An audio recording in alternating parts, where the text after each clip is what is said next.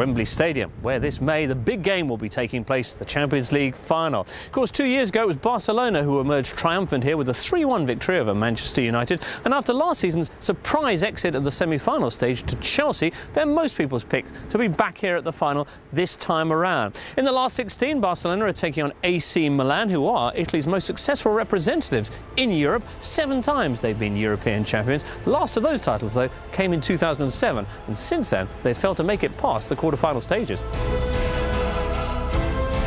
Well, joining me, James Richardson, now to talk about AC Milan Barcelona are Carlo Garganese and Paul McDonald. Carlo, first of all, Omoloya Ezekiel Funzo makes the excellent point that last season Milan played Barcelona 4 times and failed to win any of those games, and that was when they had Thiago Silva, Ibrahimovic and all the other players who've now left.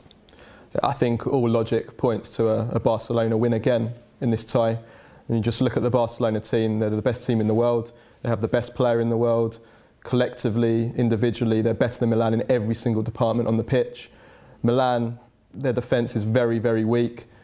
I think it'll be a miracle if Milan win this tie. Oh, we've seen miracles before. Hey, wasn't there one at Parkhead when Celtic beat Barcelona just last November? Yes, I think if one area that Milan can look to for cause of comfort, it's the fact that Barcelona have conceded goals this season. Their record in the Champions League is nowhere near as strong as they've been domestically in La Liga, and they have been porous, conceding goals against Spartak and Celtic. So if there's any area of the pitch that Milan can look to exploit, it could be the Barcelona defence. All right, the Barcelona defence has now welcomed back Piqué and Puyol, who were the big absentees earlier on this season. Having said that, do Milan have that kind of firepower going forward anymore? Ibrahimovic, we mentioned the fact that he's left. Balotelli's the big player who's come in, but he's cup-tied. So you've got Steven El Shaarawy, who some readers suggest is a little bit overrated. Well, actually, Milan have a very exciting young forward line. Balotelli, who unfortunately is cup-tied. El Shaarawy, 20 years old, Mbaye Niang, 18 years old. In a few years' time, this is going to be one of the best, if not the best, strike force in the world. Unfortunately, because Balotelli is ineligible, Pazzini will come in, and that does significantly weaken the Milan attack. I do think Milan will score goals in this tie. Unfortunately, they're going to concede a lot.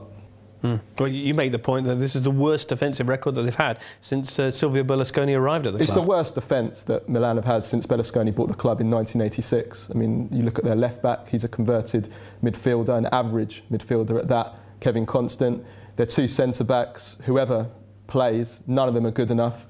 I think they need to clone Paolo Maldini and Franco Baresi if they want to stop Lionel Messi. All right, well, not too much of a chance for Milan, according to Carlo. What do you think, Paul?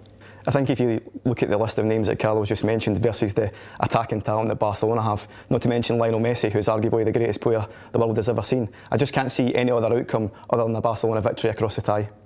Well, you think potentially one of the best in the world. A lot of people, though, saying that El Shaarawy, and David Scudell, indeed, on this very note, saying that he thinks El Shaarawy's only had 1 good season. He's vastly overrated.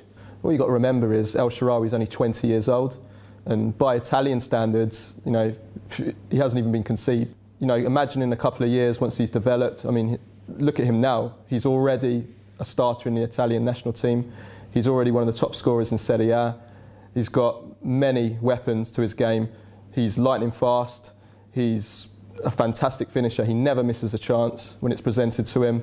He's a great player for his age, one of the best in the world for his age. I don't think you really can ask for much more from a player like him. Well, certainly if he can perform against Barcelona, a lot of people will have to really take him seriously. What about the change of manager at Barcelona? Tito Vilanova with a terrific record in the Liga, but in the Champions League, as you mentioned, not so much. Is that a question of inexperience as well?